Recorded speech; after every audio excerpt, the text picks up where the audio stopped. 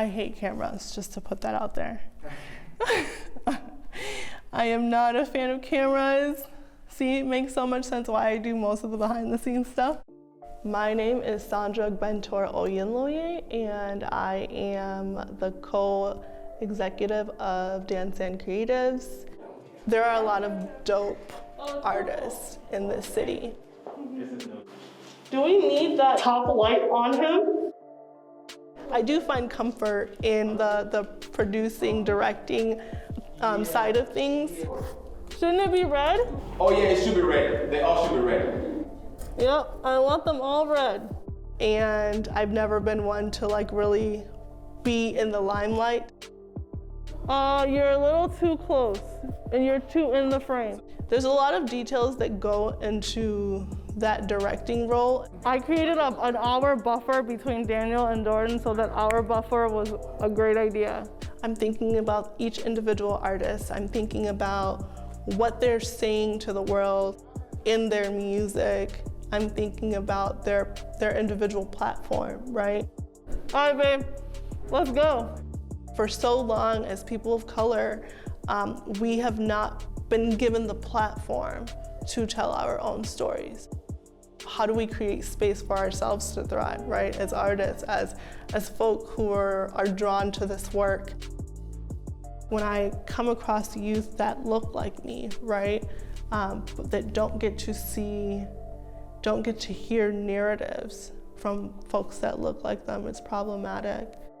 The Mixtape Project is this really cool project. We get to go into these spaces with youth and work with them through music. We talk about everything, struggle, healing in music, all of those things, and we truly use it as a platform to heal and to tell your own personal narrative. It's just so powerful. Like when you have a 13-year-old on just sharing the things that they've witnessed and the life that they've had through music and the innocence and the hope. I've always used my art to tell my story, right?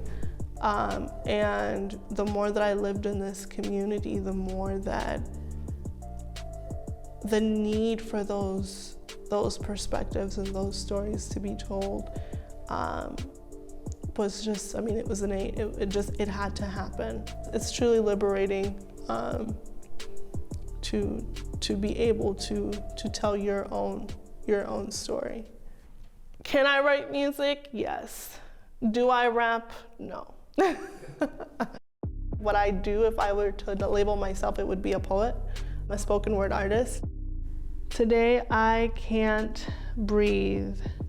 My lungs are weak and the air feels harsh, almost thorn-like as it glides down my throat, my diaphragm tightening like the work of a coarse rope. I have probably written over 100 pieces. How many of those pieces I've actually performed? Probably a good 10 of them. I started writing when I was probably in elementary school, and I would write these pieces to kind of get these my feelings and my emotions on a paper, or to just help me process certain things. And I've never stopped writing. Today I can't breathe. Where is the oxygen? Why has it been replaced? I can't breathe. No moment to be. I can't breathe. No room for fresh air. I can't breathe. Most of my themes have to do with being a Black woman, has to do with social justice. I recently had a son who is 15 months now. Yeah, since having Jalil, I've been wanting to just share more of my work with the world. An activist to me is someone who is willing to speak up, stand up for communities, for what's right. And in that light, definitely, I feel like what I do on a daily with DanSan Creatives in the community is definitely activism.